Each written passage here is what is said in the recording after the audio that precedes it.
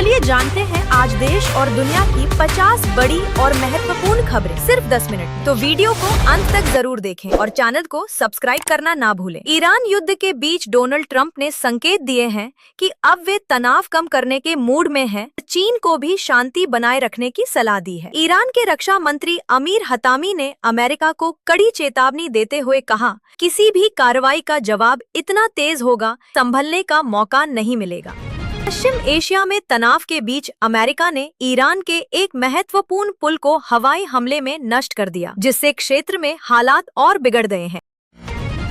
Samajwadi party प्रमुख अखिलेश यादव ने पदाधिकारियों को चेतावनी दी कि दिलाने का ठेका लेने वालों पर सख्त कार्रवाई की जाएगी। पश्चिम बंगाल की मुख्यमंत्री ममता बनर्जी ने बीजेपी पर आरोप लगाया कि वह चुनाव रद्द कर राष्ट्रपति शासन लागू करना चाहती है।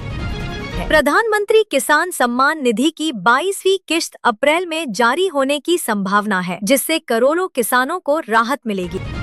आम आदमी पार्टी में राघव चड्ढा को लेकर अंदरूनी मतभेद सामने आए हैं, जिस पर संजय सिंह ने प्रतिक्रिया दी है।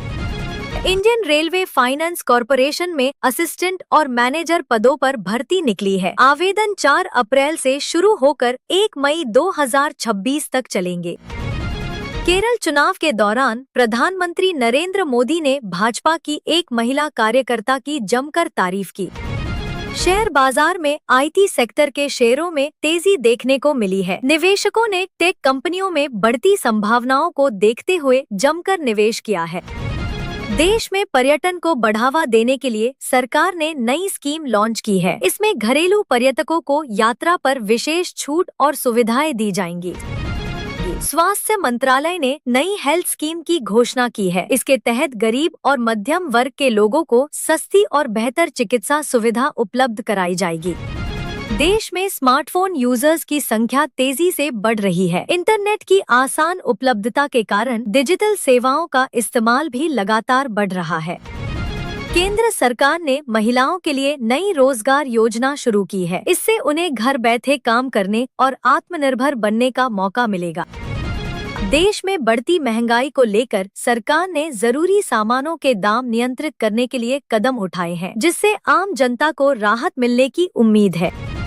भारतीय क्रिकेट टीम ने आगामी सीरीज के लिए अपनी तैयारी तेज कर दी है। खिलाड़ियों ने नेट प्रैक्टिस शुरू कर दी है और टीम मैनेजमेंट रणनीति बनाने में जुटा है। देश में स्टार्टअप कल्चर तेजी से बढ़ रहा है। युवाओं के नए आइडियाज और सरकारी सहायता से कई नए बिजनेस खड़े हो रहे हैं।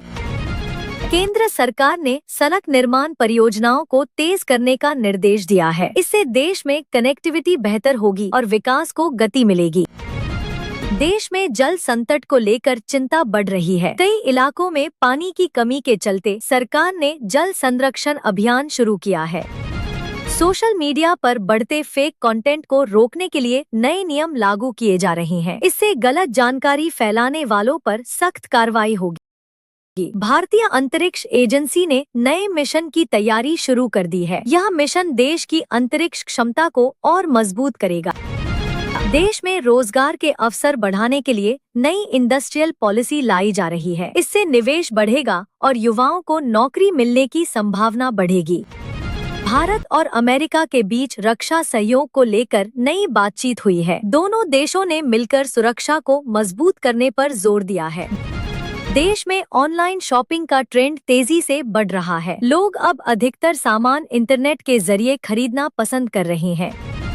सरकार ने छोटे व्यापारियों के लिए नई लोन योजना शुरू की है। इससे उन्हें अपने व्यवसाय को बढ़ाने में मदद मिलेगी।